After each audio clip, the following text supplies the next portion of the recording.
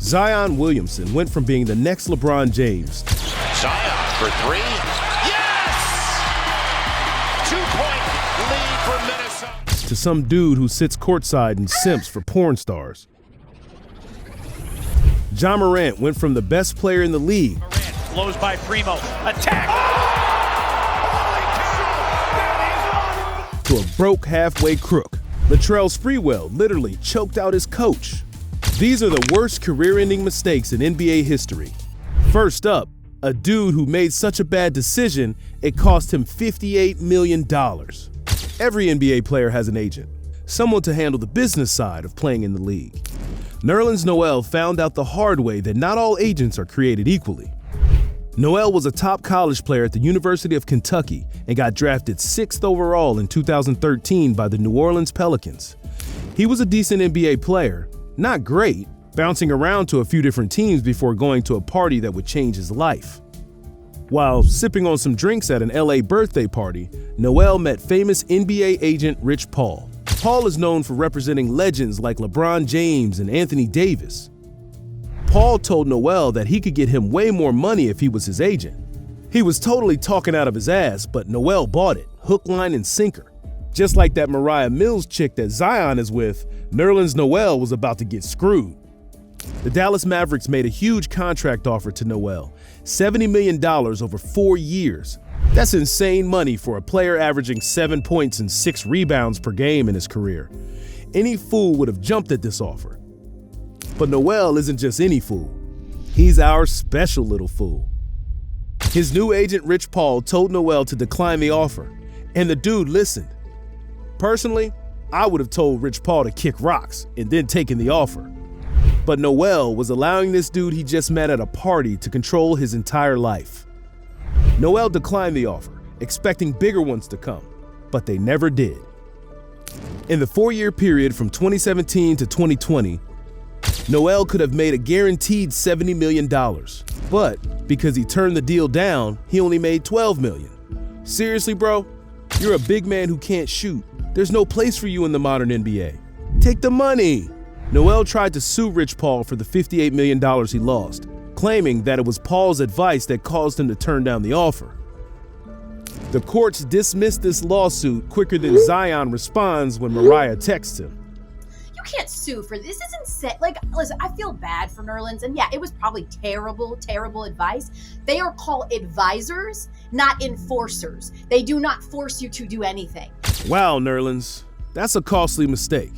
Like, not Ja Morant bad, but still pretty bad. Okay, it's time to call Zion Williamson and his porn star girlfriend to the stage to be put on blast for his horrible career mistakes.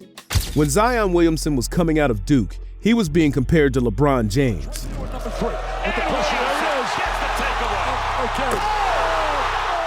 Are you serious? Even Warriors coach Steve Kerr couldn't believe his eyes. I thought LeBron was. I thought that was a one shot deal, but apparently the next guy's coming. Considering LeBron is a billionaire, you could imagine these Zion Williamson mistakes are costing him life-changing amounts of money. Injuries, baby mama drama. Would you believe it all started because Zion signed a bad shoe deal during college? Yup, his kick game, like his pullout game, is weak. Zion was about to be the #1 overall pick in the 2019 NBA draft, and every shoe brand in the world was knocking down his door.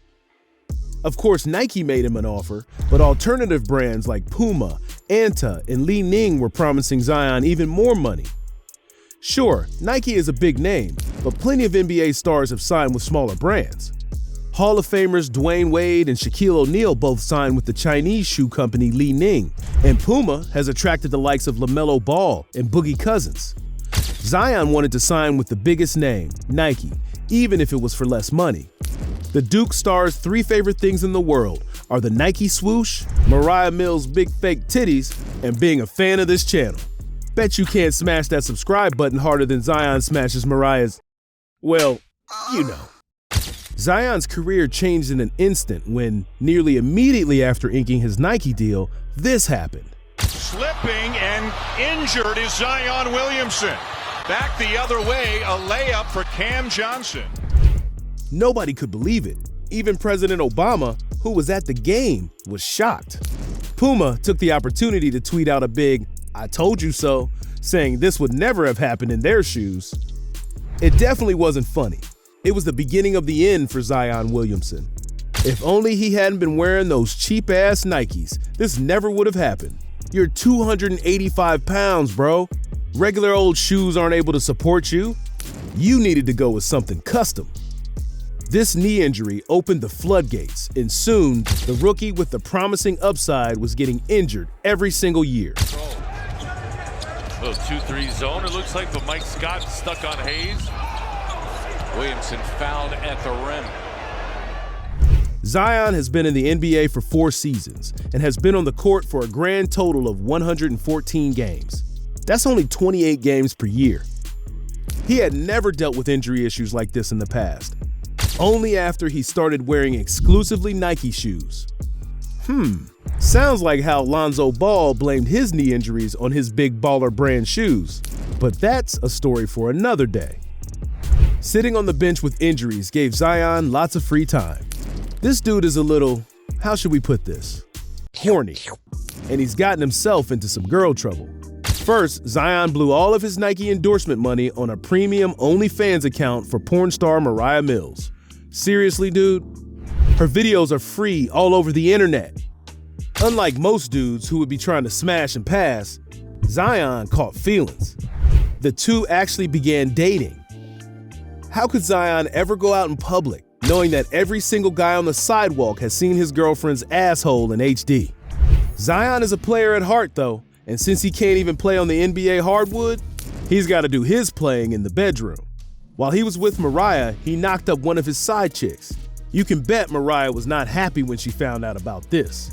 The pregnancy or the fact that her man had side chicks, plural. The pissed-off porn star threatened to release nude pictures and even a sex tape of Zion Williamson if he didn't appease her demands. Damn.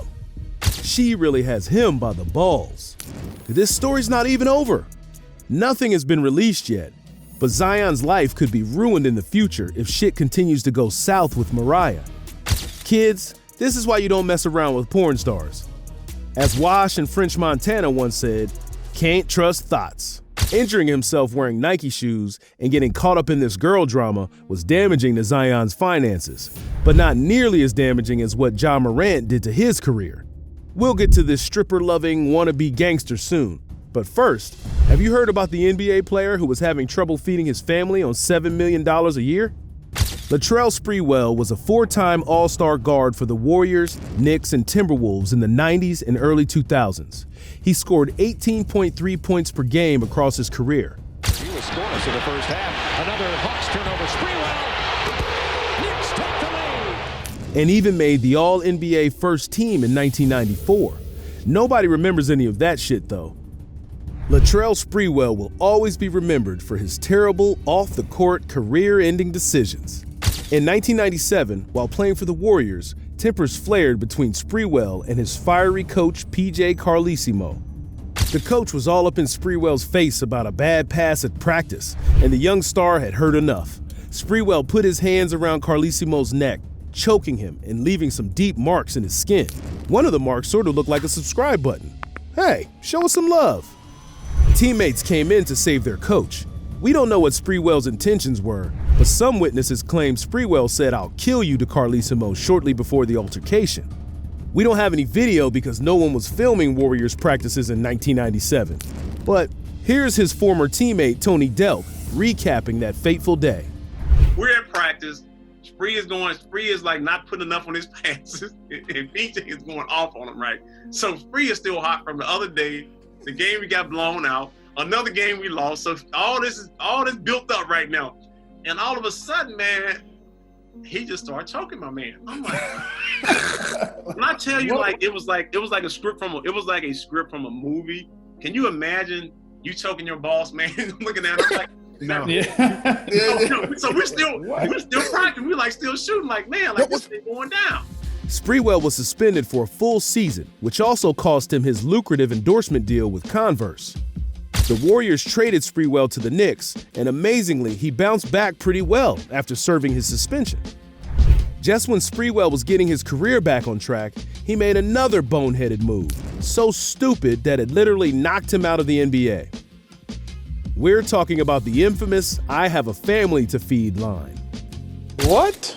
Bro, what are you talking about, man? In 2004, the Timberwolves offered Sprewell a 3-year deal worth $21 million. That's $7 million a season, an insane amount of money for a guy who shot himself in the foot with that whole choking incident a few years prior. Rather than graciously accepting the money, Sprewell scoffed at the offer and said, "I have a family to feed." Bro, what? Where do you shop? Whole Foods? This dude seriously needs to hire an accountant if he can't feed his fam on $7 million a season. Sprewell bet on himself, which ended up being a terrible decision. He didn't get any offers above the league minimum and wound up retiring shortly after. This is where the story gets dark. Sprewell was terrible at managing his money. The former star bought a 70-foot yacht that he couldn't afford. He began missing payments on it, and it got repossessed and sold at auction in 2008. Then, just a few months later, Sprewell's house got foreclosed on. Damn, talk about a bad year. You could probably use that extra $21 million right about now, huh? This dude spiraled his career so hard, he could have been great. Not as great as Ja Morant, though. Morant has done things on the court at age 24 that no other NBA player in history has. He's also done his fair share off the court as well, usually while holding a firearm. But this has been extraordinarily penal to Ja from a financial standpoint. I will guesstimate at this point he is at least looking at $50 million in losses. There is no doubt in my mind he would have been all NBA had he not, had this incident last season. The Grizzlies are primed for a big season in 2023, but Ja Morant will not be joining them. He is currently serving his suspension, one of the harshest ever handed out in NBA history. What did the little guy do? Oh boy, how much time do you have?